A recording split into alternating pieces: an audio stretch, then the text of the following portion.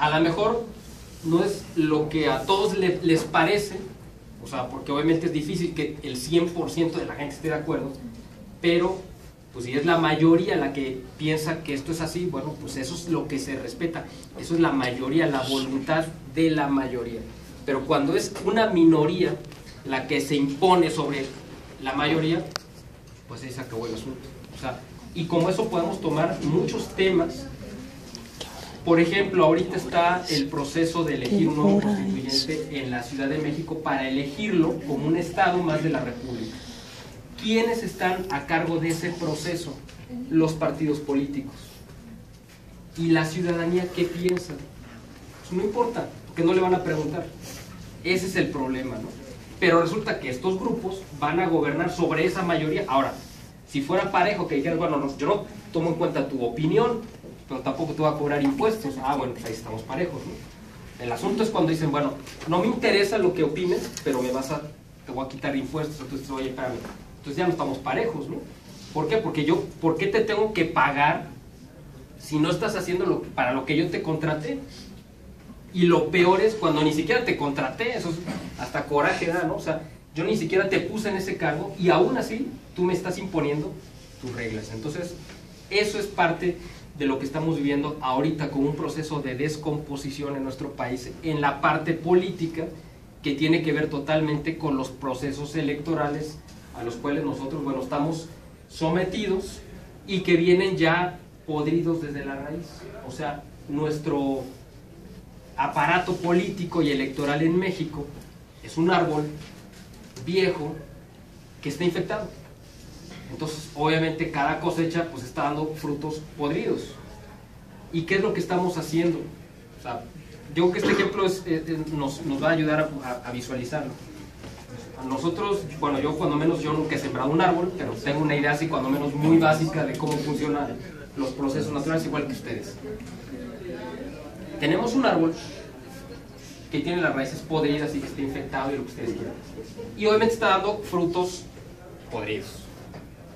Y entonces a la siguiente temporada, o sea, a la siguiente cosecha, le echamos más abono y le echamos más agua y le echamos nutrientes.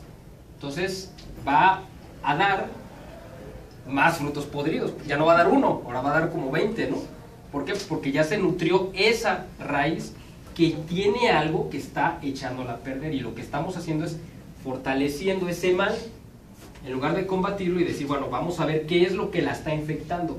Le estamos proveyendo los recursos para que eso se multiplique. Es como un cáncer, cuando no lo combatimos y estamos generando el medio ambiente propicio para que las células se multipliquen, lo único que vamos a hacer es que ese organismo se va a colapsar. Y lo que está pasando es, lo que está sucediendo en México es esto exactamente. O sea, tenemos un aparato político que no solamente no funciona, sino que además cada año recibe más recursos para que siga sin funcionar, ¿no? Entonces, por supuesto que este daño se va ampliando. Y ahora, además, tenemos como un agregado el que, por ejemplo, el dinero del narcotráfico está entrando a las campañas. Ahora, esto tampoco es nuevo, esto viene de hace un montón de tiempo, ¿no?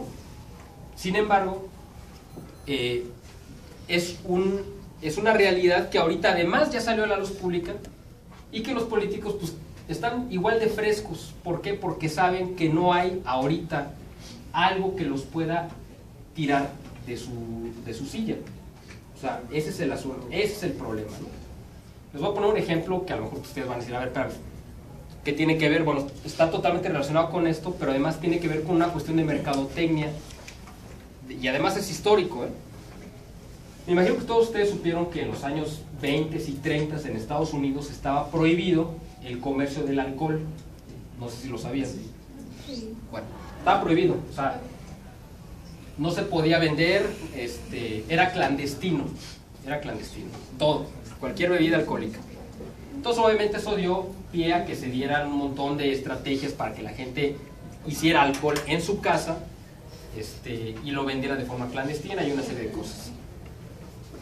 El gobierno de Estados Unidos pensaba que prohibiendo el alcohol se iba a acabar con un negocio que además lo controlaba la mafia italiana, principalmente. O sea, un negocio, nosotros tenemos que pensar en ese momento que era el narcotráfico de aquel entonces. Había matazones en la calle, había mucha corrupción, porque obviamente los que fabricaban y los que importaban y exportaban alcohol necesitaban tener compradas a las autoridades para que les dieran libre paso. O sea, exactamente lo que tenemos ahorita, pero sucedió en Estados Unidos hace 90 años, 80 años. Supuestamente el gobierno lanza esta ley de prohibición para que se acabara todo esto. Y obviamente lo que pasó fue que el negocio creció. ¿Y quiénes fueron los que financiaron la campaña en los medios de comunicación para que a su vez influyeran en la opinión pública para que se levantara la prohibición? ¿Ustedes quiénes creen que hayan sido los que financiaron esa campaña? Bueno, la mafia, pero fueron exactamente los productores de alcohol que tenían, antes de la prohibición tenían un negocio millonario. Con la prohibición tuvieron un negocio multimillonario. Pero si quitaban la prohibición, entonces iban a convertir en lo que son ahora. ¿Sí? O sea, las grandes corporaciones que ya no se iban a convertir, ya iban a dejar de ser los mafiosos para convertirse en empresarios. Entonces ellos financiaron las campañas para hacerle ver al gobierno que lo peor que había hecho era prohibirlos. Y cuando quitan la prohibición, por supuesto que el negocio, ¡pum!, estalla. Obviamente iba a suceder eso. Actualmente estamos viendo una campaña que hay en México, en todo el mundo, pero principalmente en México, para que se legalice el narcotráfico. Y el pretexto es que si se legaliza el narcotráfico, esto es una campaña mediática, por eso se los comento, porque ustedes están en medio de esto. Se maneja que quién es el más interesado o quién sería el más perjudicado, más bien, el más perjudicado en que se legalizara la droga. Pero, exactamente, ¿no? Los cárteles de narcotráfico, eso es lo que dicen, ¿no?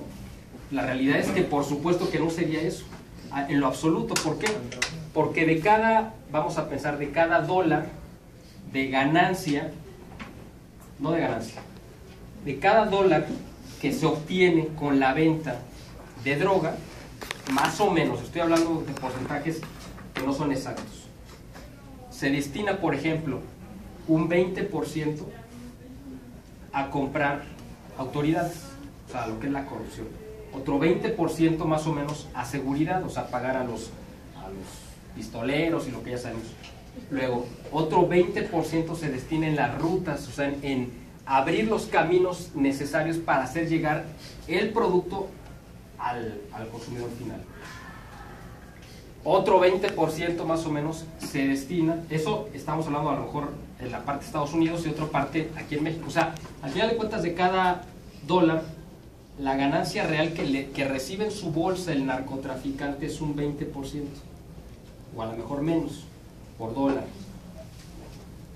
Si se legaliza el narcotráfico, se ahorra el narcotraficante la corrupción, porque ahora ya es legal, o sea, ya no tiene que dar el soborno, se ahorra los gastos de seguridad, ya no tiene que pagar pistoleros, ¿por qué? Pues porque ahora ya el tráfico es libre, se va a ahorrar obviamente mucho del gasto que es el traslado, ¿por qué? Pues porque ahora ya lo puede mandar por avión o a la vista de todos, ¿no?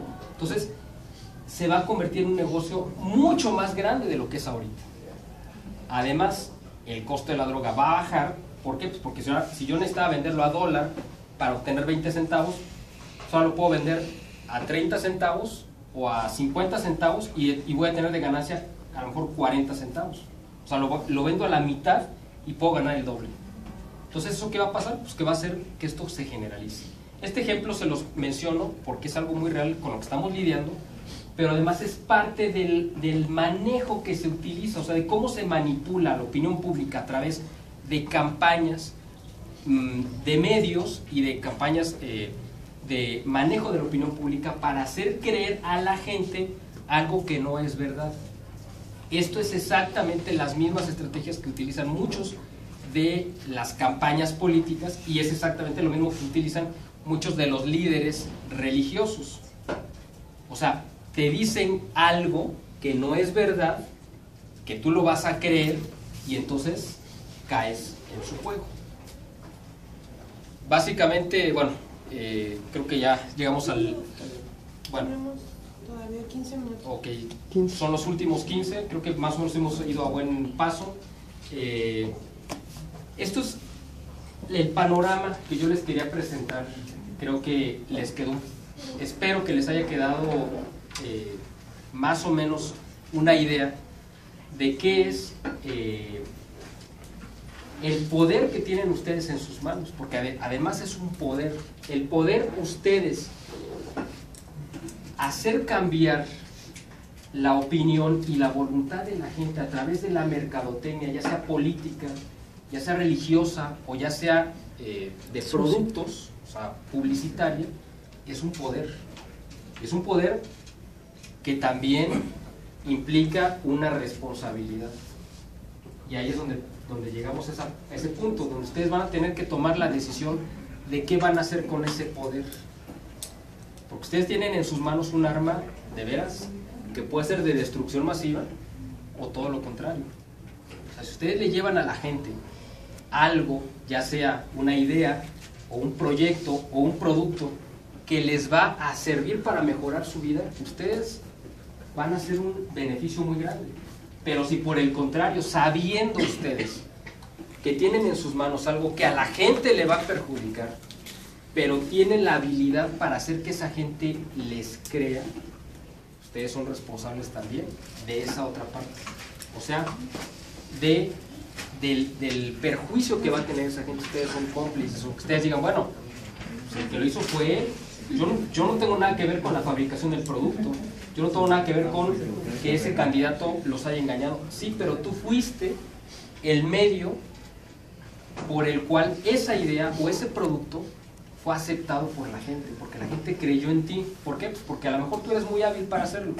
Entonces, con lo que quiero terminar es que se queden con esta idea de que ustedes que están en esta cuestión de la mercadotecnia, ya sea que se dediquen a la mercadotecnia política o a la publicitaria o cualquier rama, sepan hacer un buen uso de este poder que se les está confiriendo. O sea, se les están dando en esta carrera herramientas para que puedan ustedes entrar a la conciencia de la gente y hacer que les crean lo que ustedes les van a decir. Entonces, hagan un buen uso de esa herramienta, porque implica una responsabilidad. O sea, no sean como estos que nosotros hemos señalado, como los que hemos estado mencionando a lo largo de esta hora, como esos políticos corruptos o como esos líderes religiosos que se valen de la necesidad de la gente, porque obviamente tanto el político como el líder religioso tienen éxito porque están llenando una necesidad de la gente. ¿Cuál es esa necesidad?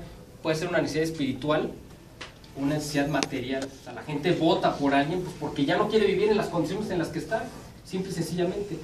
Y si esa persona a la que están eligiendo sabe que ese voto lo va a utilizar no solamente para hacer que esa condición o sea, continúe, sino se empeore, es la mayor de las perversidades. Entonces, pues básicamente quiero agradecerles su tiempo, su atención. Creo que ninguno se durmió, cuando menos lo hicieron de forma muy discreta. Y si tienen alguna pregunta, con mucho gusto. Y bueno, básicamente quiero exhortarlos para que hagan un buen uso, ¿no?, de la herramienta que tienen en sus manos. Muchas gracias.